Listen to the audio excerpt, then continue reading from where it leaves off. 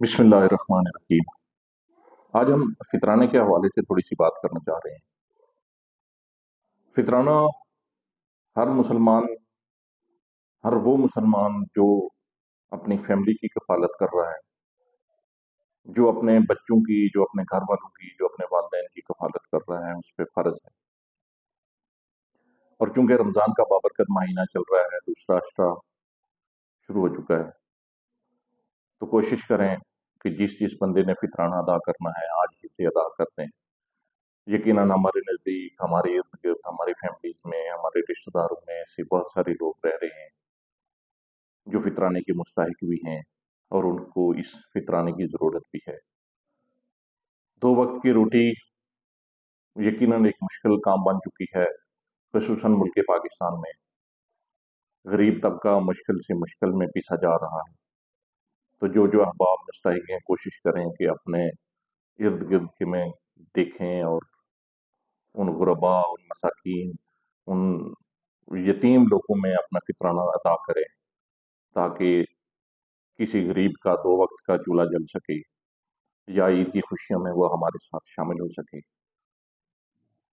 اور اس کے علاوہ جن لوگوں کو، جن احباب کو اللہ تعالیٰ نے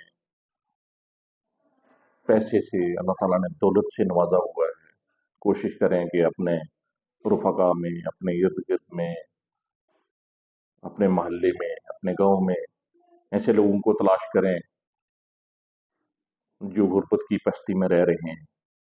یقین جانیے کہ آپ کا کسی کے لیے، کسی ایک مستحق کے لیے راشن پہنچانا یا اس کے بچوں کے لیے عید کی شاپنگ کر دینا، یہ عمل شاید آپ کے لیے یا ہمارے لیے تو بہت چھوٹا ہے، لیکن جب کوئی بندہ اس خوشی سے، جب وہ اپنے بارگاہ رب کے سامنے دعا کے لیے ہاتھ اٹھائے گا، تو اس کی دعا یقیناً عرش معلیٰ تک جائے گی اور شرف قبولیت حاصل کرے گی۔